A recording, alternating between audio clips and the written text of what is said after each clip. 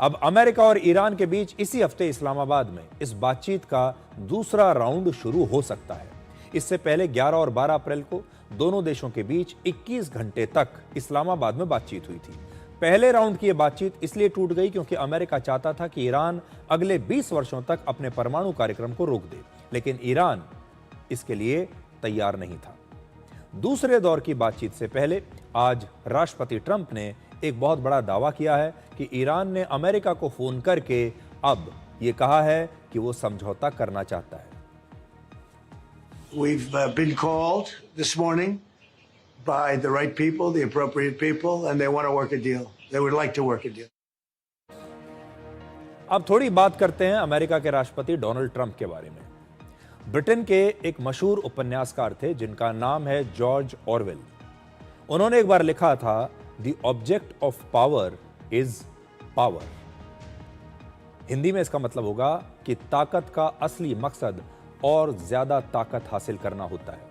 वर्ष 1949 में George Orwell की इस बात से सत्ता की असली मानसिकता उजागर होती है। सत्ता की ताकत क्यों चाहिए होती है, यह इस बात से पता चलती है।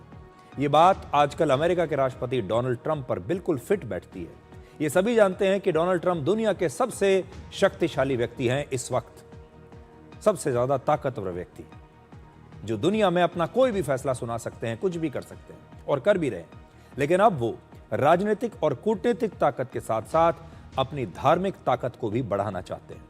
और अब ट्रंप ने ईरान युद्ध के बाद एक नया धार्मिक युद्ध छेड़ दिया है। ट्रंप अब ईसाइयों के सबसे बड़े धर्मगुरु पोप लियो द 14 से मुकाबला करना चाहते हैं। इस धर्म युद्ध को जीतने के लिए ट्रंप ने दो काम किए। पहला, ट्रंप ने ईरान युद्ध पर पोप की टिप्पणी की आलोचना की, और दूसरा, उन्होंने खुद को ईसाइयों के भगवान जीसस क्राइस्ट यानी ईसा मसीह के अवतार में दिखाया। 12 अप्रैल को राष्ट्रपति ट्रंप ने एक एआई जनरेटेड तस्वीर को सोशल मीडिया पर पोस्ट किया। यह उन्हीं की तस्वीर थी। इस तस्वीर में ट्रंप ने अपने आप को एक मसीहा के तौर पर दिखाया। बहुत सारे लोग ये सोच रहे हैं, ये भी कह रहे हैं कि उन्होंने अपने आप को ईसा मसीह के तौर पर दिखाया है।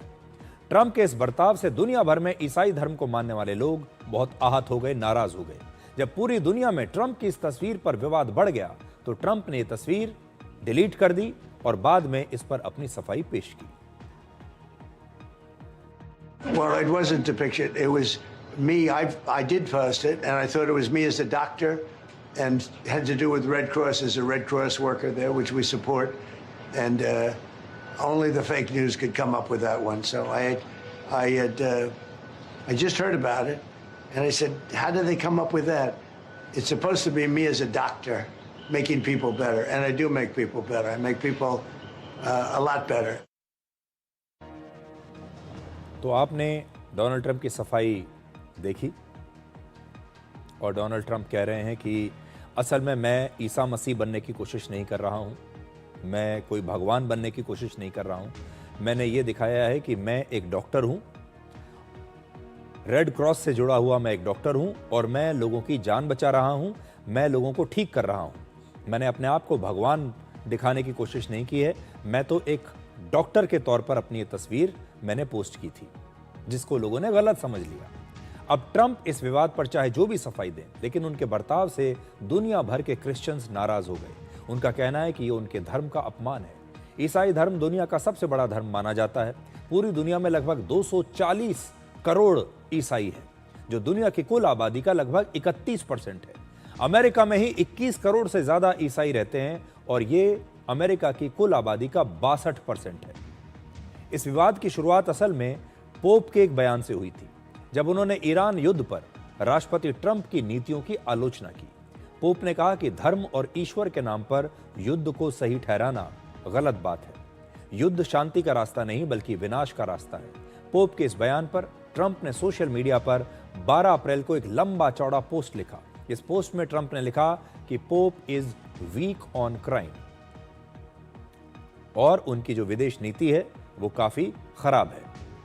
ट्रंप ने पोप को नसीहत भी दी और कहा कि उन्हें अमेरिका के राष्ट्रपति की आलोचना नहीं करनी चाहिए। ट्रंप ने कहा कि पोप ईरान के परमाणु हथियार का विरोध नहीं करते, और उन्हें ऐसा पोप नहीं चाहिए जो परमाणु हथियार बनाने वाले देश को रोकने पर अमेरिका की आलोचना करे। ट्रंप के इन बयानों पर अब पोप ने कहा है कि उन्हें ट्रंप से कोई डर नहीं लगता और वो शांति का संदेश ऐसे ही देते रहेंगे, ट्रंप चाहे जो मर्जी कहें। I have no fear of neither the Trump administration nor speaking out loudly about the message of the gospel. And that's what I believe. And I am called to know what the church is called to do. We're not politicians. We're not looking at making foreign policy, as he calls it, with the same perspective that he might understand it. But I do believe that the message of the gospel, the blessed are the peacemakers, is the message that the Lord likes to hear tell. तो Catholic church के सबसे बड़े जो धर्मगुरु होते हैं, pope, अब उन्हीं से ट्रंप ने लड़ाई मोल ले ली है। ईरान से तो उनकी लड़ाई चल ही रही है, लेकिन अब उन्होंने पोप से भी बैठे बिठाए बेकार में यह लड़ाई मोल ले ली। ट्रंप के इस धार्मिक युद्ध पर पूरी दुनिया में बहस हो रही है और अब कहा जा रहा है कि इस पूरे विवाद के पीछे ट्रंप के दो मकसद हो सकते हैं। पहला, ईरान युद्ध से दुनिया का ध्यान हटाना और दूसरा, ईरान युद्ध को धार्मिक तौर पर जायज ठहराना। लेकिन यह विवाद ट्रंप के लिए एक सेल्फ गोल साबित हुआ है। अमेरिका के साथ अब दूसरे देशों में भी ट्रंप की आलोचना हो रही है और इटली की प्रधानमंत्री जॉर्जिया मेलोनी ने कहा है कि पोप पर इस तरह की अपमानजनक टिप्पणी को बर्दाश्त नहीं किया जा सकता। Quello che ho detto è quello che penso, che le dichiarazioni in particolare sul pontefice fossero inaccettabili. Esprimo la mia solidarietà a Papa Leone. Le dico di più, francamente io non mi sentirei a mio agio in una società nella quale i leader religiosi fanno quello che dicono i leader politici. Diciamo non in questa parte del mondo, ecco, per cui non sono stata d'accordo e ve l'ho detto. Giorgia Meloni एक ऐसी नेता हैं जो अपनी बात बिल्कुल साफ साफ कहती हैं, स्पष्ट शब्दों में कहती हैं और इस बारे में भी उन्होंने बिल्कुल अपनी बात स्पष्ट कही है कि वो अमेरिका के राष्ट्रपति डोनाल्ड ट्रंप के इस बयान से बिल्कुल असहमत हैं और जो पोप है वो धर्मगुरु होते हैं और ज़रूरी नहीं है, कहीं ऐसा नहीं होना चाहिए कि धर्मगुरु राजनीतिक नेताओं के कहने पर काम करें। ट्रंप ने खुद को जीसस क्राइस्ट जैसा ताकतवर दिखाने वाला पोस्ट अब डिलीट कर दिया है, लेकिन इतिहास में एक और भी ऐसा उदाहरण है जब फ्रांस के शासक नेपोलियन बोनापार्ट ने पोप पायस द 7th को गिरफ्तार कर लिया था। नेपोलियन और पोप पायस के बीच वर्ष 1806 में एक विवाद हुआ था, जब नेपोलियन ने ब्रिटेन की आर्थिक नाकेबंदी करके उसकी अर्थव्यवस्था को तोड़ने की कोशिश की और पोप ने नेपोलियन के इस फैसले का विरोध किया। इसके बाद वर्ष 1809 में पोप ने इटली पर नेपोलियन के कब्जे का विरोध किया। नेपोलियन चाहता था कि धर्म उसकी सत्ता के आगे झुक जाए, उसके रास्ते में ना आए, लेकिन पोप ने नेपोलियन के सामने झुकने से इनकार कर दिया। इसके बाद नेपोलियन ने वर्ष 1809 में रोम पर हमला करके पोप को ही गिरफ्तार कर लिया और 5 साल तक यानी वर्ष 1814 तक नेपोलियन ने पोप को बंदी बनाकर रखा। यह आपके लिए एक्स्ट्रा इंफॉर्मेशन है आज इस कहानी के साथ।